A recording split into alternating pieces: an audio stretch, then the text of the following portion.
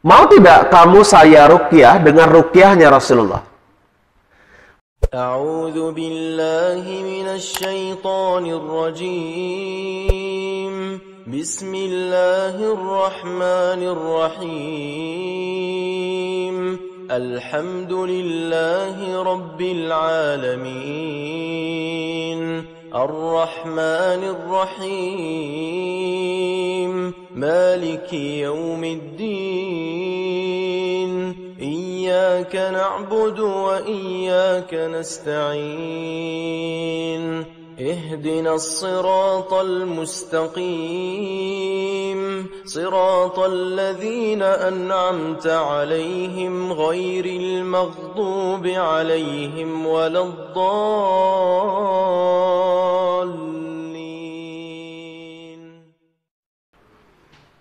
Assalamualaikum warahmatullahi wabarakatuh. Alhamdulillahillazi bi ni'matihi tatimmus shalihat. Asyhadu an la ilaha illallah wa asyhadu anna Muhammadan abduhu wa rasuluhul lazi la nabiyya ba'dah, amma ba'du. Ikhwatul iman, jamaah Masjid Al-Hikmah yang di pagi hari ini yang sama-sama melaksanakan thalabul ilmi, mudah-mudahan apa yang kita rencanakan hari ini ada dalam ridho Allah Subhanahu wa ta'ala.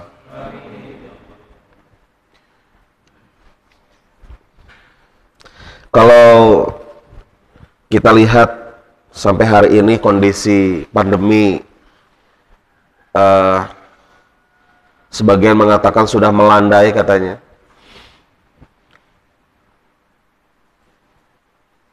Namun masih kita rasakan bahwa pandemi ini memberikan hikmah yang cukup luar biasa untuk kita. Minimal muncul sekali di antara kita pemikiran-pemikiran tentang penyakit begitu. Apa itu sakit dan lain sebagainya. Bahkan perdebatan kecil di warung kopi juga kaitan tentang istilah corona ini juga selalu ada gitu. Sebagian mengatakan tidak ada corona, yang ada adalah TBC gitu. Itu adalah bahasa-bahasa obrolan kecil masyarakat kita kaitan dengan diskusi tentang virus corona ini. Kita ambil sebagian saja hikmahnya. Ada yang berpikir bahwa tidak usah khawatir dengan virus ini, karena virus ini datangnya dari Allah, disembuhkan oleh Allah. Jadi tidak usah khawatir, apalagi umat Islam wudunya itu 5 kali dengan air begitu. Pasti bakal cepat hilang begitu. Dan tidak perlu obat-obatan, serahkan sajalah kepada Allah, nanti juga sembuh sendiri begitu. Dan memang ada Pak yang kena corona tanpa makan apapun sembuh, ada begitu. Jadi dia bersandar dengan takdir Allah. Maka kita kenal dengan istilah kelompok Jabariyah itu seperti itu. Tapi kelompok ini akan kebingungan ketika ada orang yang bersandar kepada takdir Allah tapi tidak kunjung sembuh gitu. Dicager-cager, ayo kita doa gitu. Dan dia tidak berprinsip tidak usah makan obat. Bahkan tipikal orang seperti ini, walaupun bukan di era pandemi, ketika sakit dia ya serahkan kepada Allah, cukup tidur saja gitu, sampai menunggu sembuh dengan sendirinya begitu. Karena penyakit dari Allah, kesembuhan dari Allah, serahkan saja kepada Allah tanpa ada ikhtiar, usaha. Nah, sebagian lagi ada yang berpikir justru ketika tanpa obat, tanpa ke dokter, tanpa melakukan upaya-upaya menghindar dari virus ini, maka orang itu akan mati gitu Pak. Makanya tidak hanya NKRI yang harga mati, tapi juga masker menjadi harga mati begitu. Karena kalau nggak pakai ini, ya kita akan celaka. Kalau nggak bawa hand sanitizer ke sana ke sini juga kita akan celaka. Pokoknya ketika kena dengan virus ini, proteksinya itu luar biasa begitu, terhadap tubuh kita ini. Harus ini, harus itu, harus begini, harus begitu. Karena dia berpikir hanya itu yang dapat menyembuhkan, sehingga kelompok ini bersandar kepada takdir yang sifatnya itu logis gitu. Jadi mungkin kelompok ini tidak cukup berdoa. Jadi harus ada upaya, dan upaya itu justru lebih mengalahkan doa ini. Sampai dia mengatakan, tuh datang saja ke dokter itu, saya juga sembuh dari sana gitu. Jadi dokter, rumah sakit, obat itu adalah sebagai sumber kesembuhan kita. Dia kan menggeser bahwa wa idza maridtu fa huwa yasfin, maka jika aku sakit maka Allah yang menyembuhkan. Nah, inilah yang disebut dengan kelompok Qadariyah itu seperti begini gitu. Nah, itu kan diskusi ringan, dan yang paling lucu hikmahnya itu adalah, ya hikmah yang lucu saya pikir, semua menjaga jarak ketika sholat. Tapi setelah bubar sholat berkerumun gitu, ngeriung, ngobrol, pada deket-deket gitu. Ini kan suatu keanehan. Dan itu saya beberapa kali Jumatan di Bandung ya, di salah satu dinas. Itu begitu Pak. Jadi kalau sholat itu kan jaga jarak semua. Ya saya menghargai saja, istihadnya saya hargai. Jaga jarak. Tapi saya kebingungan begitu. Sebelum sholat, itu berkerumun Pak. Ngobrol, nggak pakai masker, jarak sangat dekat. Kemudian ya sambil merokok, bahkan kalau di pos itu sambil ngopi, bahkan ayah segelas kuduaan gitu. Tapi begitu masuk masjid jaga jarak gitu. Dan bubar dari Jumatan, begitulah berkerumun. Akhirnya kan aneh kan, unik gitu. Nah, ikhwatul iman, menyikapi hal itu, ternyata salah satu media menyembuhkan kita dari zaman dulu itu ada dengan cara dengan cara mengandalkan pada kekuatan lisan. Mengandalkan pada kekuatan lisan ini, kalau dulu itu disebutnya adalah ruqyah, disebutnya itu. Dan ini ruqyah ini sudah ada sebelum Rasulullah hadir, juga sudah ada. Sehingga istilah ruqyah itu lebih kepada, kalau bahasa kita jampe begitu Pak. Dengan budaknya sok dijampe ku kolotna, ku akina, lamun gering teh gitu. Itu ternyata memang sudah ada sejak zaman dulu. Dan juga tidak sedikit yang sembuh dengan itu. Sehingga dari ruqyah ini, sebagian ada yang memaknai adalah tawassul begitu. Jadi meminta obat, meminta doa kepada mereka yang kita anggap soleh gitu. Dan ruqyah ini sudah ada pada masa dulu sebelum Rasulullah SAW hadir. Ruqyah itu kan bentuk tunggal Pak. Kalau dalam bahasa Arab, jamaknya itu adalah ruqyat gitu, ruqyat gitu. Ini bentuk jamaknya itu.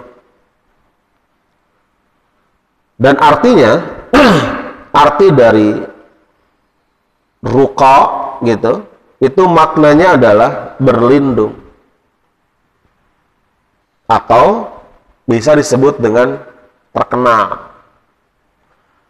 Ruqa itu bisa diartikan viral, terkenal gitu. Nah, Ibnu Athir di dalam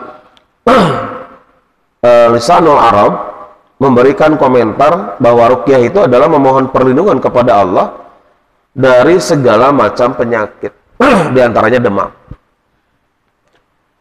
Jadi mohon perlindungan, itu namanya ruqyah. Nah, kemudian sebagian memaknai bahwa ruqyah itu ada dua makna. Bismillah. Pertama, ta'wid atau isti'adah, berlindung kepada Allah. Yang kedua, bisa diartikan berupa jampe-jampe atau mantra-mantra. Nah, ini pengertian secara bahasa istilah ruqyah itu. Saya kutip beberapa keterangan saja. Ini untuk untuk memahamkan kita, menguatkan kita bahwa ini pernah terjadi pada masa Rasulullah. Aisyah ini pernah menyampaikan, ini dari tentang ruqyah ya. Aisyah pernah menyampaikan begini. Kana idza awa ila firashihi kullil lailatin jama'a kafaihi thumma nafatha fihima faqara'a fihima. Kata Aisyah, ketika Rasulullah SAW berbaring di tempat tidurnya di setiap malam, beliau menggabungkan kedua tangannya, meniup pada keduanya. Digabungkan, ditiup gitu Pak. Nah, lalu kemudian beliau membaca pertama qul huwallahu ahad, kemudian qul a'udzu birabbil falaq, dan qul a'udzu birabbin nas. Dia baca 3 surat, dan 3 surat ini biasa kita sebut dengan surat Al-Mu'awwidzah. Kemudian setelah itu tsumma yamsahu bihima mastata'a min jasadihi. Lalu beliau mengusapkan kedua tangan itu kepada apa yang terjangkau dari badannya. Karena kan berbaring Pak. Kalau berbaring tangan kan ya sedipegangnya saja gitu kan. Nggak bisa pegang ujung kaki Pak. Kecuali kalau bangun. Yabda'u bihima ala ra'sihi wa wajhihi wa ma aqbala min jasadihi yaf'alu dzalika thalatha marrat. Beliau mulai dari kepala dan wajah. Jadi setelah baca surat itu ketiga gitu, 3 surat itu ditiupkan, kemudian diusapkan dari atas kepala, kemudian wajah, dan langsung pada badannya, dan beliau lakukan itu 3 kali.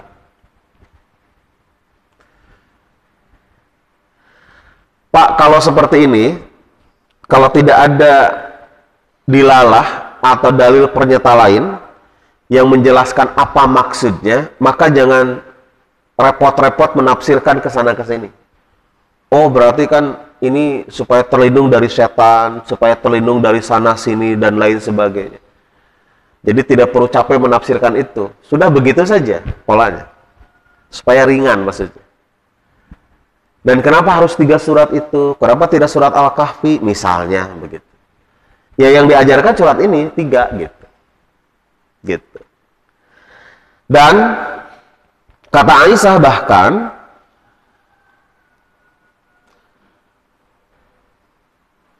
palamma maradahul lazimata fihi, bahkan ketika beliau sakit yang menyebabkan beliau meninggal, kata Aisyah, ja'altu anfuthu alaihi wa amsahuhu biyadi nafsihi li'annaha kanat a'dhama barakatin min yadai. Maka ketika beliau sakit, maka saya mulai meniupkan kepada beliau, jadi sama Aisyah ya. Kemudian diusapkan tangan beliau, karena sesungguhnya hal itu merupakan berkah yang paling besar dari tanganku. Jadi Aisyah itu tidak berani mengusapnya, karena dianggap sudut pandang Aisyah itu nilai berkahnya itu berbeda begitu. Makanya dibantu tangan Rasul. Aisyah yang membaca, ditiupkan, dan tangan Rasul yang mengusapkan. Begitu. Nah, ikhwatul iman, ini adalah salah satu model ruqyah yang dilakukan Rasulullah Shallallahu Alaihi Wasallam.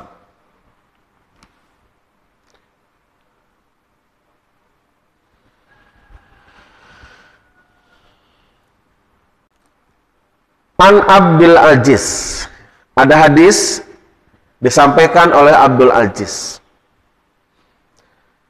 Qala, kata Abdul Aziz, dakhaltu ana wa Thabit. Saya sama Sabit berkunjung ala Anas bin Malik kepada Anas bin Malik. Anas bin Malik ini salah satu sahabat Rasulullah. Faqala Thabit, maka Thabit berkata, ya Abu Hamzah, wahai Abu Hamzah. Ya, Abu Hamzah ini kan nama lain dari Anas bin Malik. Istakaitu, aku sakit, gitu. Faqala Anas, maka Anas berkata, ala arkika biruqyati Rasulillah. Mau tidak kamu saya ruqyah dengan ruqyahnya Rasulullah? Berarti kalau kalimat biruqyati Rasulillah, bahwa saat itu ada ruqyah-ruqyah yang tidak menggunakan cara Rasulullah. Berarti seperti itu, gitu. Mau tidak saya ruqyah dengan ruqyahnya Rasulullah sallallahu alaihi wasallam? Qala, jawaban dari Thabit, bala, tentu saja saya ingin sekali engkau melakukan itu. Qala, kemudian Anas berdoa, Allahumma Rabbanas, ya Allah, Tuhannya manusia, Tuhan pemilik manusia, mudhibal ba'si, hilangkan penyakitnya, ishfi anta syafi, sembuhkan, karena engkau maha penyembuh, la syafiya illa anta, tidak ada yang dapat menyembuhkan kecuali engkau, syifaan la yugadiru saqama, dengan kesembuhan dari penyakit yang tidak akan kembali lagi. Kalimat la syafiya illa anta, tidak ada yang menyembuhkan kecuali engkau, ini sama dengan dalam Al-Quran dalam surat Asy-Syu'ara ayat ke-80, fa idza maridtu fahuwa yashfin, maka jika aku sakit, Allah yang menyembuhkan. Nah, doa ini kemudian dipakai, Pak. Dipakai oleh anak-anak madrasah kita di dunia sebagai doa nengok orang sakit, gitu. Dan sebetulnya doa ini bisa kita gunakan pada saat kondisi kita memang sedang sakit. Jadi tidak perlu Bapak kemudian memanggil orang ke sana ke sini, gitu, hanya untuk mendoakan ini. Sebetulnya bisa dilakukan sendiri. Karena biasanya ketika dilakukan oleh istri, oleh anak, bahkan oleh diri kita sendiri, ada kekuatan yang berbeda, ada nilai ikhlas yang berbeda. Karena memang akan fokus begitu, dan harapannya ini cukup kuat. Apa? Supaya kita sembuh begitu. Jadi kalau sakit itu Pak, tidur terus gitu. Upayakan untuk selalu berdoa seperti ini, gitu. Dan lakukan cara-cara seperti Rasulullah. Mohon maaf atas segala kekurangannya. Aku qouli hadza wa astaghfirullah li wa lakum. Assalamualaikum warahmatullahi wabarakatuh.